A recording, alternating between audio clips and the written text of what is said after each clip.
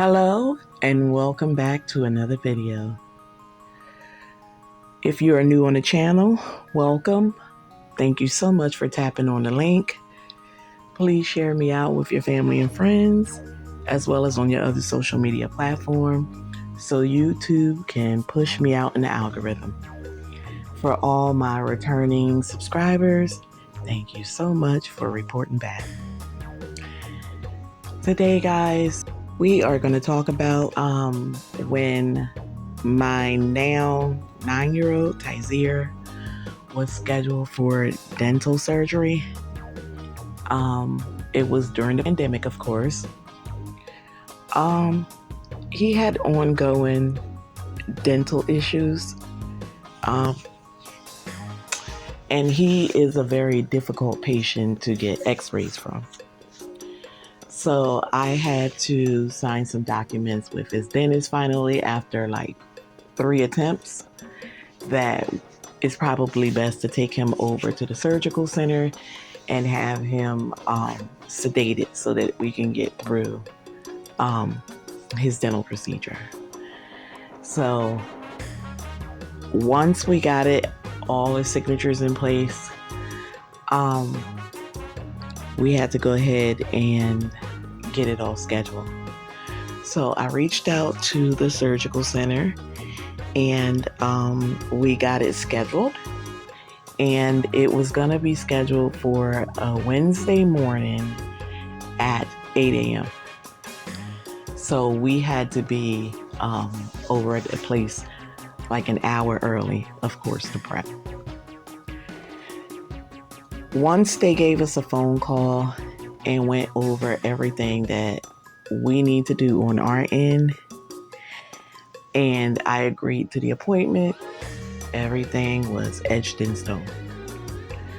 The most important thing that was requested at the time was that we do a 5-day quarantine.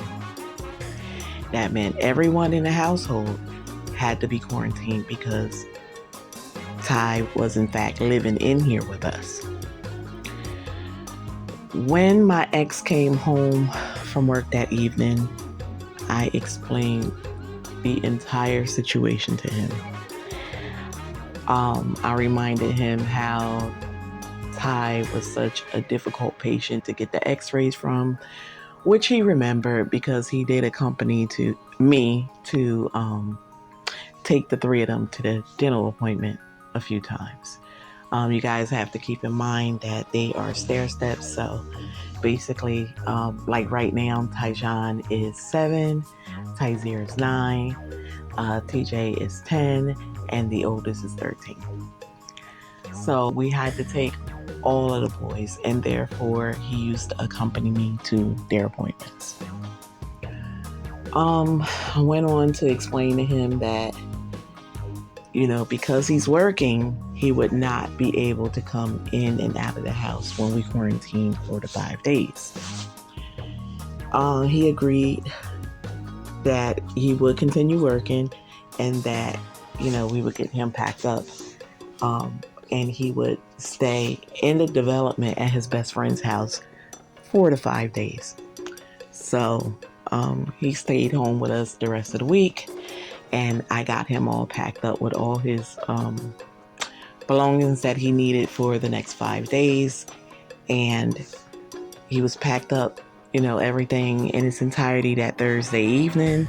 And Friday morning when he left for work, he never came back here to the house. He would just go straight to his friend's house, and he would be staying there until Wednesday when Tyzir actually had his procedure and we were discharged from the surgical center. Then he was, able to come back home because the procedure would be complete.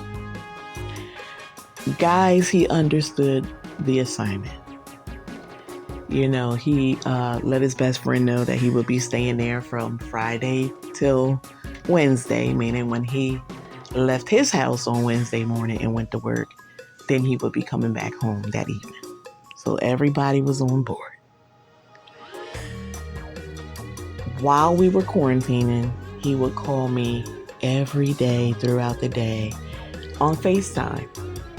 And a few times, he was even right outside in our parking lot FaceTiming me. And I thought it was cute at the time. And I used to laugh like, FaceTime work if you're not right here at the house, right?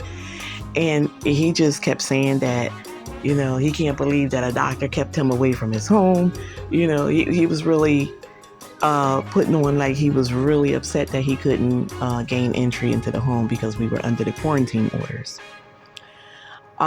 He did that religiously. He came past every day. He would ask me to set the trash outside the front door and he would take it away to the dumpsters.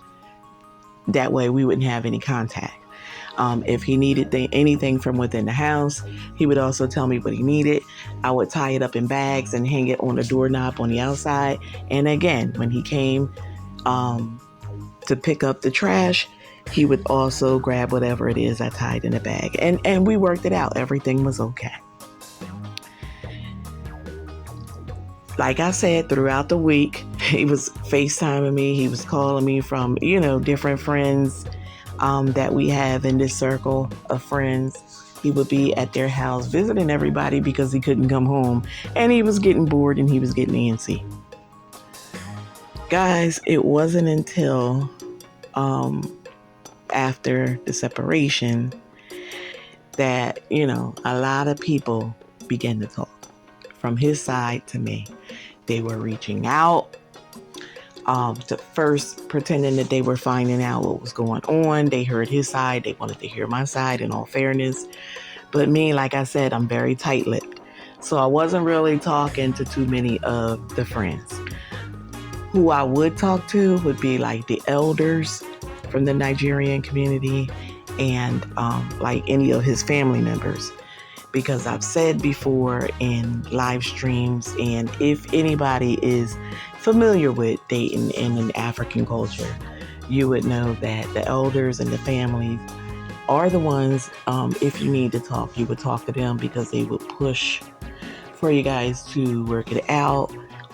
It's not like, and I hate to offend anybody, but it's not like in a scenario where you go and you tell your girlfriend something and they take it on as their problem. Like, girl, we ain't putting up with that and you need to leave us behind. It's not like that. They would always come and try to sit you guys down and counsel you and push for the family to work it out. As far as I was concerned, everything worked out perfectly as far as that quarantine. And after he was calling the phone all day on Wednesday until I was able to answer once Tyzer was out of surgery. And once we got in the car and he was discharged, he was the first one I called and let him know that everything was a go. He can come home that evening. And quite naturally, then I called my mom and everybody and let them know that everything was okay. But again, it wasn't until we separated that I found out that he was going around telling people that I put him out and I made him sleep in his car. I heard that this liar screenshot when he was calling me on FaceTime to use that as proof to show people that he was out in his car and I was in the house. If you guys don't take anything else from this video and you never listen to any advice that I give you, please keep this in mind. A lie does not care who tells it. See you in my next upload.